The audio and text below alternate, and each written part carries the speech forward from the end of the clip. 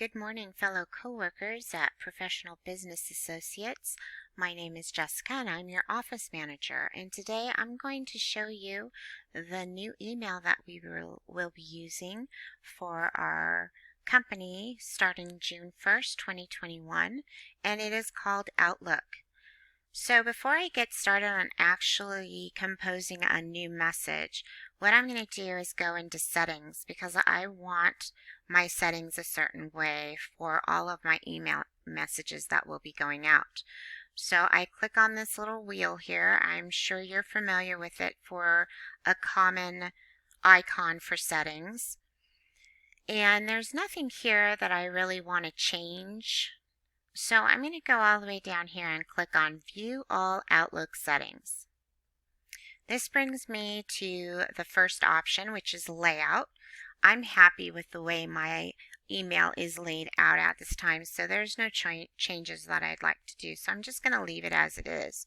I am, however, going to go to this option, Compose and Reply, and I'm going to set up my email signature because in order to save myself just a little bit of time when I'm doing email messages, I'd like an automatic email signature. So I'm going to set that up and show you how you can do that and the different options that you have. So for my actual signature, I want it to look like I handwrote it. So I'm going to choose the font Lucida Handwriting. Here it is right here. I'm going to go ahead and type in my name. Okay, and it looks like my computer's in all caps, so I'm going to go ahead and change that.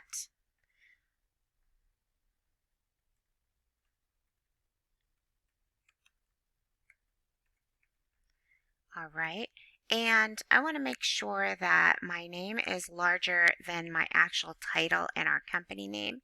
So I'm going to make sure that's at 12 font, and it is. And put my cursor right here and change it to 10 font before I type our business name and my title. So going ahead and typing that in. I also want to go ahead and change the font back. I see that it's going to continue with Lucida and I don't need it to have that font. So I'm going to go down here and do just Times New Roman because that's what I'm going to set all my email messages to.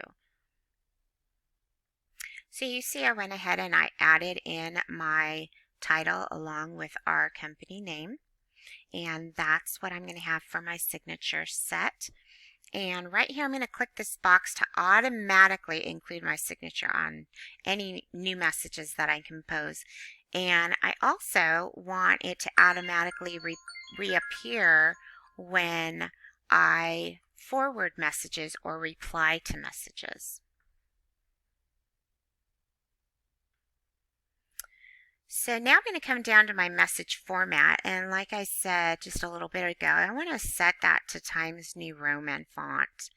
And I also want to make it a little bit bigger so it can be read easier, and make sure that it's going to be a black font. So here you can see messages you write will look like this by default.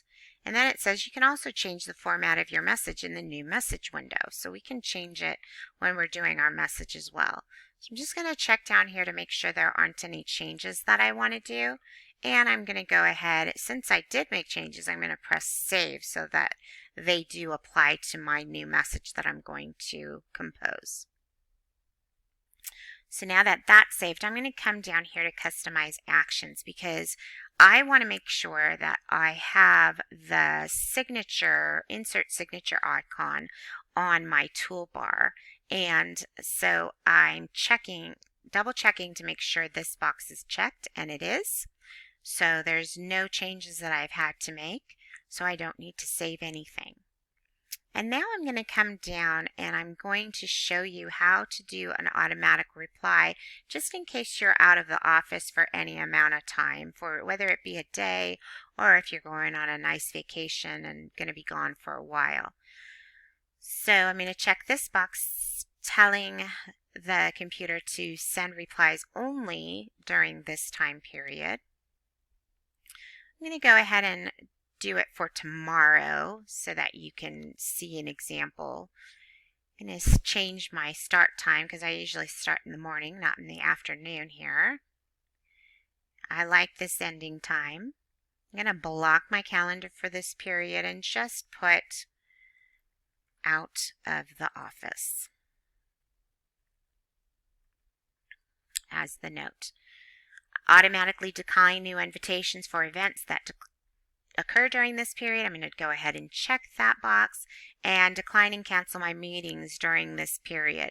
Now, if I'm taking a day off, I've already taken care of all this. So that's part of my job. So this isn't a box I would need to check. But just in case you forget something, I guess you could go ahead and check that box to make sure everybody knows that you're just not available for this particular time period. Okay, and I'm just going to use my automatic reply message and just click out for the day. And as you can see, I had already typed in a note here for automatic replies inside my organization. Well, if I get messages from outside, I also want that same message to be sent there. So I just copied and pasted that same reply here. And I'm assuming that if they're outside and they're my personal contacts, that this message is going to go ahead and get sent to them as well. All right, because I don't just want to send the replies to only contacts. So go ahead and save that. And it's letting me know that they're canceling and declining meetings and that it's going to be done in a few minutes. So I'm going to click OK for that. Okay. And that's all I need to do in my settings. So now we're going to go ahead and get started on composing an email message. So I'm going to click on this button here, New Message. And I'm going to go ahead and put in my email that I want to send to. And I have these already typed out so I don't take as much of your time, to make it go just a little bit faster so you don't have to watch me type. And then I'm going to come over here, and I've decided that I want to send a copy of this message to my boss because he's the one that wanted me to send this out to you guys. So I'm going to go ahead and put his email on the carbon copy side, the CC. So this is my message going out to people, and this is carbon copying my boss. And now I'm going to add my subject, because you need to have a subject so people know that this is an email they do want to read. And this is my subject.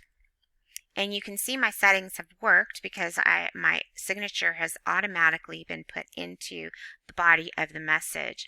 So now I'm going to get started on my message to make sure that the font I wanted, the size I wanted, and the color I wanted actually did get remembered and is being applied, and it is. So I'm going to go ahead and finish typing up this email without you having to watch me.